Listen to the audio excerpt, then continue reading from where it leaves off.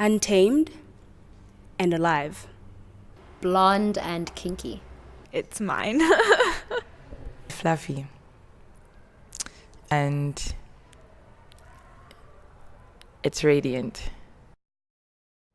First world problems can consume the mind of the narrow sister. Human beings in general, we are affected by everything that we're fed because we live in a world where our phones can feed us enough information to change how we think. Between 16 and 19, you're picking up so much. Those are the moments in your life where you are starting to decide what kind of person you want to be. And if you're in a place that leaves you confused, you don't know what you want to be. I realized that I started to be confused about what it means to be black. And you'd aspire for things that don't exist in the life that you have. I had learned something new about being who I am. I had learned something new about being black. I had learned something new about being okay with it. We struggle enough having to fight for our place in life. So for me to fight myself first about being who I am is not going to save me from all the other millions of people out there who already think I'm nothing. Ndicela usithande nkosazana komntu ongakunceda phambi kwakho. Oh. When I say ndicela usithande nkosazana, it means you're already born a princess. You're already royalty. So just love yourself in order to reinforce how royal you are. To stop myself from believing the melanin that I have been living with is not important like the attention I've been seeking. I can't look beyond myself first. If there's anything I have ever learned, is my royalty, dans ma vie au noir. I'm the kind of person that if I choose, right now it's my 21st birthday party, like in December. I don't know what I'm going to do with my hair, and a very large part of me is thinking, well, what if I cut it? Have you ever heard the phrase, a woman that cuts her hair is a woman who's ready to change her life? I don't know if I'm that deeply connected to it.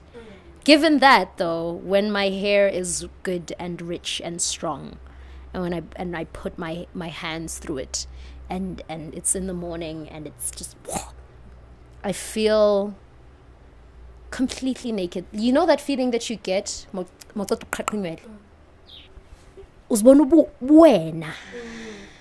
know what I mean? Like there's no thing you have to flick away. It's whoever's in the vicinity around you at that moment is seeing you for who and what you are in all of your eternity. They're seeing you completely naked. Depending on how my hair looks on that day, there's a chance my personality is going to kind of follow in that same direction. If my hair is super shrunk and it's really kinky curled, I'm going to feel like an Amandla girl. You know what I mean? And if my hair is long and it's afro-y and it's soft, the way that I'm going to dress is probably going to follow into that. I'm probably going to go with laces, soft materials, graceful things. Because there are some times where I look at myself and think, God, Jesus, my God, I'm so beautiful. But the way that you value yourself can't be based on that all the time, because you're not going to look like that all the time. Standards of beauty, they're impossible because they don't exist.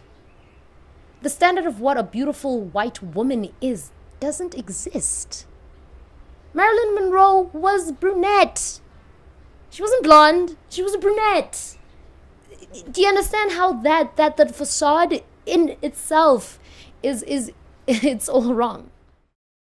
I grow it like every single 2 years and then I cut it. Shorter hair is so much more convenient. But also at the same time, like sometimes it gets to a point where I'm a little tired of having it so long, because it actually does take up a lot to actually maintain it and stuff like that. My hair actually kind of represents my personality in some ways. When it's long, it's extremely stubborn, and I'm extremely stubborn, and usually it does whatever it wants to do, and you can't put it in a box, you can't contain it, you can't. And I think to a certain extent that's the type of person that I am. You can't box me, you can't typecast me. As a Black South African girl, I actually did not appreciate who I was completely. And I realized that having relaxed my hair for so long, that I don't know how to explain it, but I was trying to like be something that I wasn't actually. And so I decided to switch because of that reason. And I think it's not necessarily my fault, but it was because of how, the world was presented to me. That everything that was straight, glossy, and looked white was essentially better. And so I realized that, and that's the point when I decided that I want to change.